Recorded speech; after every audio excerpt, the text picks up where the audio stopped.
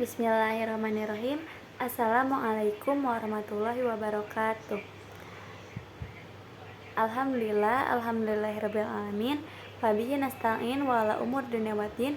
Assalatu wassalamu ala asrafil anbiya wal mursalin wa ala alihi wa sahbihi ajma'in, amma ba'du. Ismahuli an u'arifa lakum nafsi. Ismi Aulia al-Kisri Nazifah.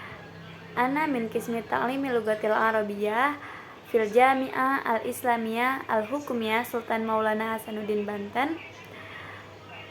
Taib di injaz muhimmah minal ustadzah al-fadilah ad-doktorah Helnanelis al-Majistir kama al-muhadirah fi dirosati dasar-dasar kependidikan.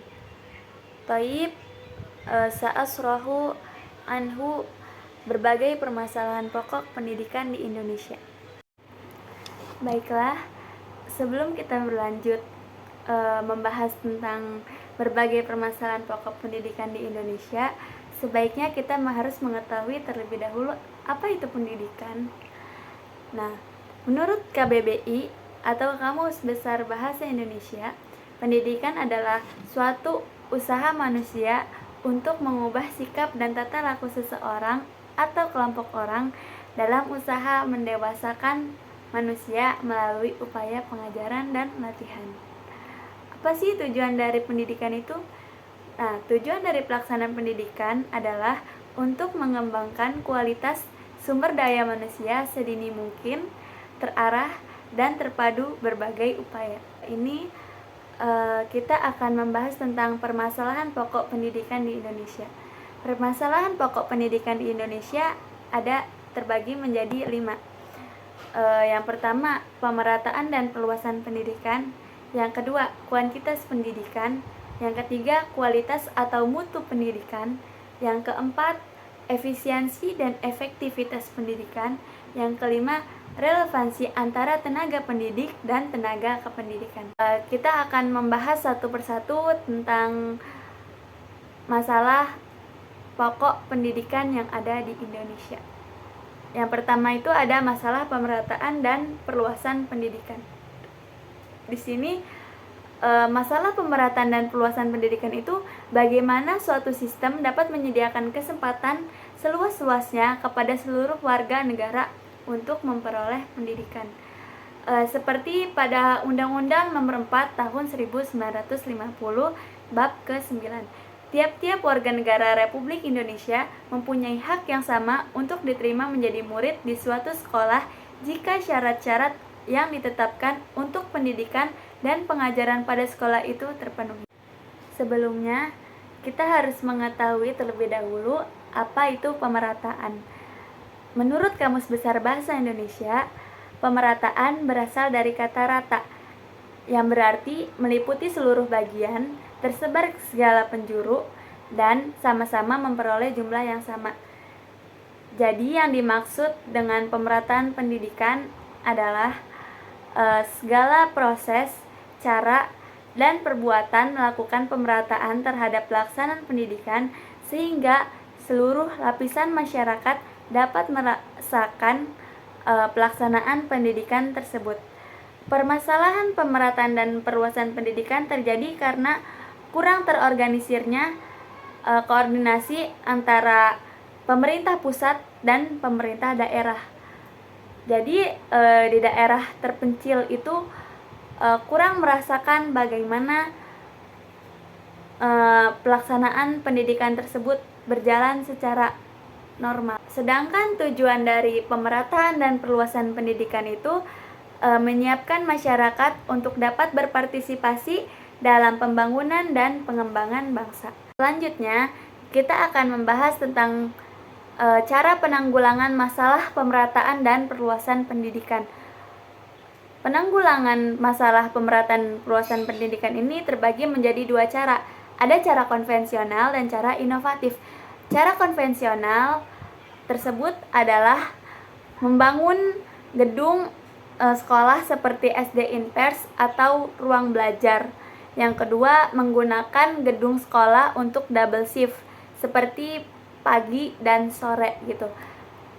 Nah, cara inovatifnya itu ada sistem pamong pertama, yang kedua SD kecil pada daerah terpencil, yang ketiga sistem daerah kunjung, yang keempat keringanan dan bebas SPP, yang kelima pemberian beasiswa, yang keenam pendidikan guru, dan yang terakhir kejar paket A, B, dan C. Selanjutnya kita masuk pada permasalahan kuantitas pendidikan. Yang dimaksud dari kuantitas pendidikan ini adalah masalah yang menyangkut banyak murid yang harus ditampung di dalam sistem pendidikan atau sekolah. Saat ini, masalah kuantitas pendidikan ada pada anak-anak yang tinggal di daerah terpencil. Contoh dari permasalahan ini adalah seorang anak yang tidak bisa melanjutkan sekolah menengah atas karena adanya keterbatasan daya tampung pada sekolah tersebut, dan sekolah tersebut hanya satu-satunya di daerah itu. Cara mengatasi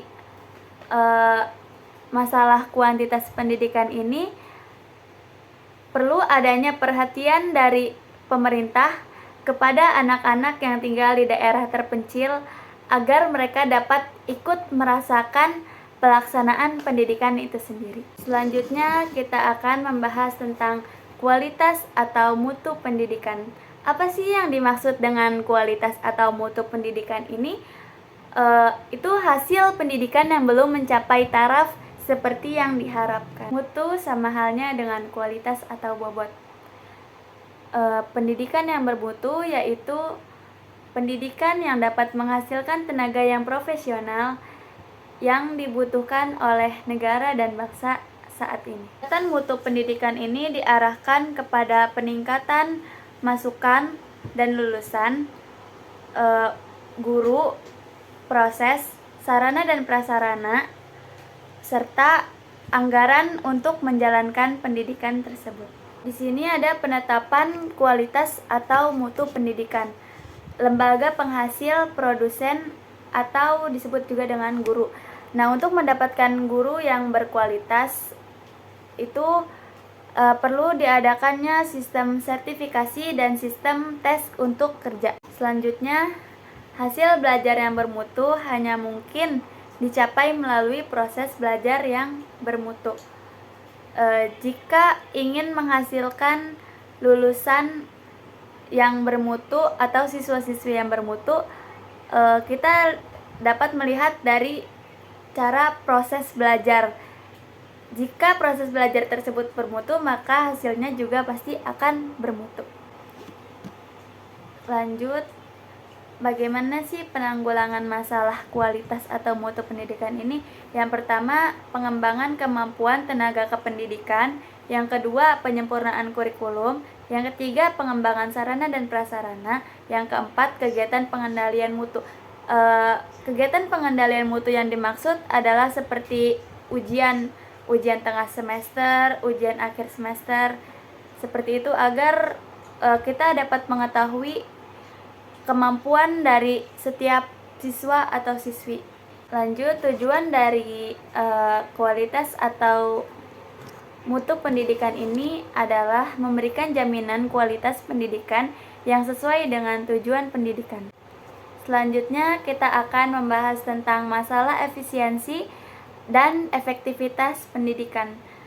Masalah efisiensi ini menyangkut bagaimana menghasilkan lulusan yang diharapkan dengan mengeluarkan sumber modal yang maksimal. Sedangkan efektivitas pendidikan ini pelaksanaan pendidikan di mana hasil yang dicapai sesuai dengan rencana atau program yang telah ditetapkan sebelumnya. Baiklah, saya akan membahas tentang efisiensi terlebih dahulu. Permasalahan efisiensi adalah apabila pendayagunaan sumber daya seperti waktu, tenaga, dan uang tepat sasaran. Permasalahan ini ada karena pemanfaatan sumber daya yang ada tidak menghasilkan lulusan yang diharapkan, seperti banyaknya pengangguran. Sedangkan efektivitas pendidikan adalah pelaksanaan pendidikan di mana hasil yang dicapai sesuai dengan rencana atau program yang telah ditetapkan sebelumnya. Contohnya, jika rencana belajar yang telah dibuat guru atau dosen itu tidak terlaksana, nah itu berarti pelaksanaan pendidikan tersebut tidak efektif. Selanjutnya, bagaimana penanggulangan efisiensi dan efektivitas pendidikan tersebut? Yang pertama itu ada kegiatan perencanaan yang sistematis dan terarah. Yang kedua, peningkatan kualitas tenaga pengajar. Yang ketiga, ada pemantauan penggunaan dana pendidikan. Tujuan dari efisiensi pendidikan adalah membentuk lembaga pendidikan yang efektif serta sesuai dengan yang diharapkan. Permasalahan yang terakhir adalah masalah relevansi antara tenaga pendidik dan tenaga kependidikan. Di sini tenaga pendidik adalah guru, sedangkan tenaga kependidikan adalah staf dari sekolah tersebut. Masalah relevansi pendidikan ini menyangkut bagaimana sistem pendidikan dapat menghasilkan output atau keluaran yang sesuai dengan kebutuhan masyarakat. Jadi di sini relevansi itu artinya kesesuaian ya, relevan itu artinya kesesuaian. Nah, antara tenaga pendidik dan tenaga kependidikan ini harus ada keterkaitan atau link dan kesepadanan atau match. Bila tingkat kesesuaian tersebut tinggi, maka pendidikan tersebut dikatakan relevan. Adapun masalah di atas itu meliputi sistem lembaga pendidikan sendiri masih bermacam-macam dan sistem pendidikan pada umumnya tidak siap pakai. Selanjutnya ada faktor yang mempengaruhi berkembangnya masalah pendidikan. Yang pertama ada perkembangan iptek dan seni. Yang kedua laju pertumbuhan penduduk. Yang ketiga aspirasi masyarakat. Yang keempat, keterbelakangan budaya dan sarana pendidikan. Syukran ala ihtimamikum. Wassalamualaikum warahmatullahi wabarakatuh.